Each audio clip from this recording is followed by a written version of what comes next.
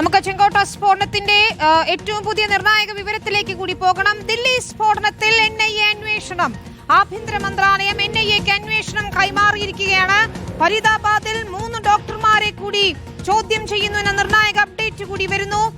PR സുനിലാണ് ചേരുന്നത്. സുനിൽ, ഇതാ ഭീകരബന്ധം സ്ഥിരീകരിച്ചതോടുകൂടി NIA അന്വേഷണത്തിലേക്ക് കാര്യങ്ങൾ എത്തിയിരിക്കുകയാണ്.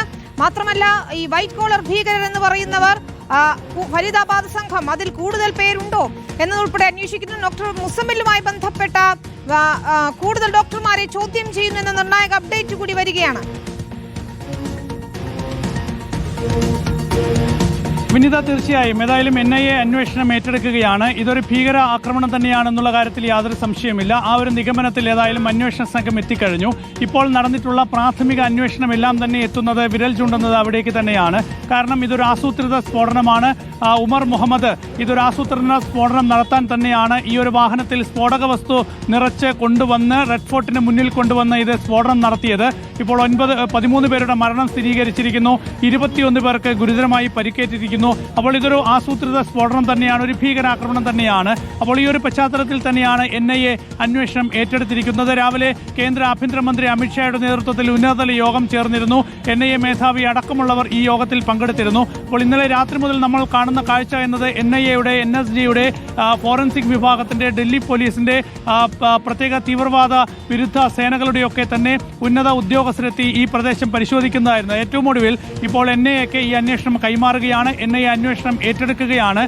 അപ്പോൾ ഇനി ഇതുമായി ബന്ധപ്പെട്ടുള്ള പരിശോധനകൾ വരും മണിക്കൂറുകളിൽ നടക്കും. ഏതായാലും ഇപ്പോൾ ഈ സ്ഫോടനം നടത്തിയെന്ന് കരുതുന്ന, നമ്മൾ അനുമാനിക്കുന്ന ഈ CCTV ദൃശ്യങ്ങളുടെ അടിസ്ഥാനത്തിൽ വിലയിരുത്തുന്ന ഉമർ മുഹമ്മദിന്റെ സുഹൃത്തായ ഡോക്ടർ സജാദിനെ ഇപ്പോൾ കസ്റ്റഡിയിലെടുത്തിട്ടുണ്ട്. അപ്പോൾ ഇവരുമായി ബന്ധപ്പെട്ട് ഇനി ആരൊക്കെ പ്രവർത്തിക്കുന്നുണ്ട്, ആരൊക്കെ പ്രവർത്തിച്ചിട്ടുണ്ട്, ഈ സ്ഫോടക വസ്തു ദില്ലിയിലേക്ക് കൊണ്ടുവരാൻ ആരാണ് സഹായിച്ചത്, ഉമർ മുഹമ്മദിനൊപ്പം ഈ കാറിൽ യാത്ര ചെയ്തു എന്ന് കണക്കാക്കുന്ന, വിലയിരുത്തുന്ന, സംശയിക്കുന്ന മറ്റു 2 പേർ എവിടെ പോയി, ഇക്കാര്യങ്ങൾ കേന്ദ്രീകരിച്ചുള്ള അന്വേഷണം തുടരുകയാണ്. ഇവർക്കായുള്ള വലിയ തെരച്ചിലുകൾ തുടരുകയാണ്. ഇപ്പോൾ NIA ഇനി ജമ്മു കാശ്മീർ കേന്ദ്രീകരിച്ച്, ഫരീദാബാദ് കേന്ദ്രീകരിച്ച് ഡൽഹിയിൽ ഇവർക്ക് ആരൊക്കെ സഹായം നൽകി എന്നതടക്കമുള്ള കാര്യങ്ങളിൽ വലിയ അന്വേഷണത്തിലേക്ക് നീങ്ങുകയാണ്. ഇതിലേറ്റവും നിർണായകം ഈ ഫരീദാബാദ് ബന്ധം തന്നെയാണ്. ഡോക്ടർ മുസമ്മിലിന്റെ സഹപ്രവർത്തകനായിട്ടുള്ള ഡോക്ടർ പർവേഷിനെ ഉൾപ്പെടെ ചോദ്യം ചെയ്തു വരുന്നു എന്നുള്ള വിവരങ്ങളാണ് വരുന്നത്. അതായത് ഈ സംഘത്തിന് താമസിക്കാൻ, ജോലി ചെയ്യാൻ, ഒപ്പം സ്ഫോടക വസ്തുക്കൾ ശേഖരിക്കാൻ, അത് സൂക്ഷിക്കാൻ, അതുമായി യാത്ര ചെയ്യാനൊക്കെ സഹായം നൽകിയ കൂടുതൽ പേരുണ്ട് എന്നത് തന്നെയാണ് നിഗമനം, അല്ലേ സുനിൽ? ഉറപ്പായും. കാരണം ഇത് ഒരാൾക്ക് മാത്രം ചെയ്യാവുന്ന ഒരു ആക്രമണമല്ല. കാരണം നോക്കൂ, സ്ഫോടക വസ്തു ശേഖരിച്ചു വെക്കുക, അതും ചെറിയ അളവിലല്ല. 350 കിലോ സ്ഫോടക വസ്തുവാണ്, അമോണിയം നൈട്രേറ്റ് ആണ് ഫരീദാബാദിൽ ശേഖരിച്ചു വെച്ചത്.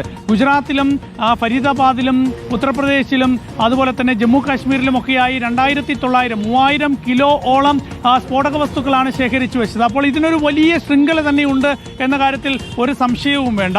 അപ്പോൾ ഈ അമോണിയം നൈട്രേറ്റ് പിന്നീട് സ്ഫോടക വസ്തുവാക്കി മാറ്റുന്ന പ്രക്രിയ, അതിനൊക്കെ തന്നെ ഒരുപക്ഷെ ഈ അൽഫല യൂണിവേഴ്സിറ്റിയുടെ ലാബ് ഇവർ പ്രയോജനപ്പെടുത്തിയിട്ടുണ്ടാകാം. അപ്പോൾ ഇത്തരം സാഹചര്യങ്ങളൊക്കെ തന്നെ അന്വേഷിക്കുക.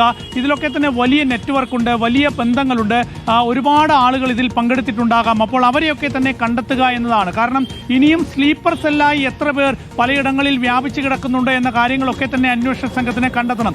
ഇന്നലെ നമുക്കറിയാം, ഈ ഫരീദാബാദിൽ വലിയ തെരച്ചിലായിരുന്നു നടന്നത്. ആ തെരച്ചിലാണ് ഈ 350 കിലോ അമോണിയം നൈട്രേറ്റ് കണ്ടെത്തിയത്. അപ്പോൾ ഈ അന്വേഷണം തന്നിലേക്ക് എത്തുന്നു എന്നതുകൊണ്ടായിരിക്കാം ഒരുപക്ഷെ ഉമർ മുഹമ്മദ് പെട്ടെന്ന് തന്നെ ഒരു സ്ഫോടനം നടത്തുന്ന നീക്കത്തിലേക്ക് പോയത്. അദ്ദേഹം ഈ ഒരു കാറുമായി ഡൽഹിയിലേക്ക് വരുന്നു.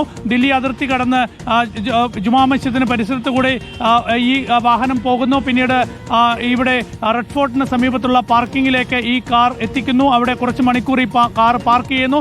അതിനുശേഷം ഈ ഒരു കാർ ഈ റെഡ് ഫോർട്ടിന് നേരെ മുന്നിൽ കൊണ്ടുവന്ന് നിന്ന് സ്ഫോടനം നടത്തുകയാണ്. അപ്പോൾ ഒരു വലിയ ആൾനാശം ഉണ്ടാക്കുക എന്ന ലക്ഷ്യം തന്നെയായിരുന്നു ഈ സ്ഫോടനത്തിന് പിന്നിൽ. അപ്പോൾ ഒരാൾക്ക് മാത്രം ഇത്തരം വലിയൊരു സ്ഫോടനം ആസൂത്രണം ചെയ്യാൻ കഴിയില്ല.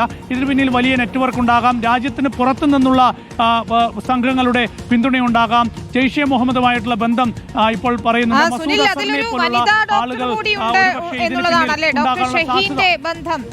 അതുകൂടി അന്വേഷിക്കുകയാണ്. അവർ അറസ്റ്റിലായിരുന്നു ഫരീദാബാദിൽ നിന്ന്, അവരെ ചോദ്യം ചെയ്തു വരികയാണ്, അല്ലേ? ഡോക്ടർ മുസാഫിറിന്റെ സുഹൃത്താണ് ഈ വനിതാ ഡോക്ടർ എന്നത്. ഇവർ ലക്നോ സ്വദേശിയാണ്. ഇവരെ കൂടി കസ്റ്റഡിയിലെടുത്തിട്ടുണ്ട്. ഇവരെ കസ്റ്റഡിയിലെടുക്കുന്ന സമയത്ത് ഇവരുടെ വാഹനത്തിനകത്തുനിന്ന് ഒരു AK-47 കൂടി പോലീസ് സംഘം കണ്ടെടുത്തിട്ടുണ്ട്. അപ്പോൾ ഇവരുടെ കയ്യിലൊക്കെ തന്നെ മാരകശേഷിയുള്ള ആയുധങ്ങൾ ഉണ്ടായിരുന്നു. അപ്പോൾ ഈ ആയുധങ്ങളൊക്കെ എങ്ങനെയാണ് എത്തിയത്? കാരണം അൽഫല സർവകലാശാല ഫരീദാബാദ് മേഖലയിലൊക്കെ തന്നെ AK-47 എത്തിച്ചു എന്ന് പറയുമ്പോൾ ഇതിന് പിന്നിൽ വലിയ നെറ്റ്വർക്ക് ഉണ്ട്.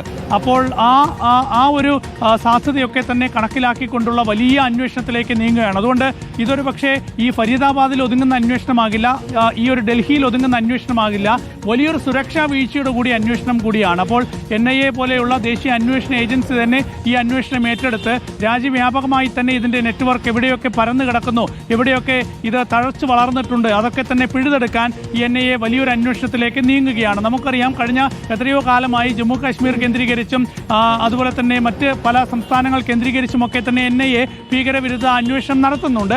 അപ്പോൾ അതിൻ്റെയൊക്കെ ഒരു തുടർച്ചയിലാണ് പിന്നീട് ജമ്മു കാശ്മീരിൽ നിന്ന് 2 ഡോക്ടർമാരെ കസ്റ്റഡിയിലെടുക്കുന്നത്. പിന്നീട് ഈ അന്വേഷണ സംഘം ജമ്മു കാശ്മീർ പോലീസ് കൂടി ചേർന്നുള്ള അന്വേഷണ സംഘം ഫരീദാബാദിലേക്ക് എത്തുന്നതും സ്ഫോടക വസ്തുക്കൾ കണ്ടെത്തുന്നതുമൊക്കെ. അപ്പോൾ അതിന് പിന്നാലെ ഇപ്പോൾ സ്ഫോടനം നടന്നിരിക്കുന്നു. അത് ഡൽഹിയിൽ 8 വർഷത്തിന് ശേഷമാണ് 14 വർഷത്തിന് ശേഷമാണ് ഡൽഹി ഒരു സ്ഫോടനം കാണുന്നത്. 2008 ഇതിനു മുൻപ് ഡൽഹിയിൽ സ്ഫോടനം ഉണ്ടായത്. അതിനുശേഷം ജുമാ മസ്ജിദിൽ സ്ഫോടനം ഉണ്ടാകുന്നത്, ഡൽഹി ഹൈക്കോടതിക്ക് മുമ്പിൽ സ്ഫോടനം ഉണ്ടാകുന്നത്. അപ്പോൾ വലിയൊരു വർഷത്തെ ഇടവേളയ്ക്ക് ശേഷമാണ് ഡൽഹിയിൽ ഇങ്ങനെയൊരു സ്ഫോടനം ഉണ്ടാകുന്നത്. അതും പെഹൽഗാമിൽ ഒരു വലിയ ആക്രമണമുണ്ടായി, വലിയ സുരക്ഷാ വീഴ്ച ഉണ്ടായതിനു ശേഷം അതിന് സമാനമായ രീതിയിൽ രാജ്യ തലസ്ഥാനത്ത് തന്നെ ഒരു സ്ഫോടനം നടക്കുന്ന ഒരു സാഹചര്യം. ഇത് നിസ്സാര സംഭവമല്ല, അതീവ ഗൗരവമായ സാഹചര്യമാണ്.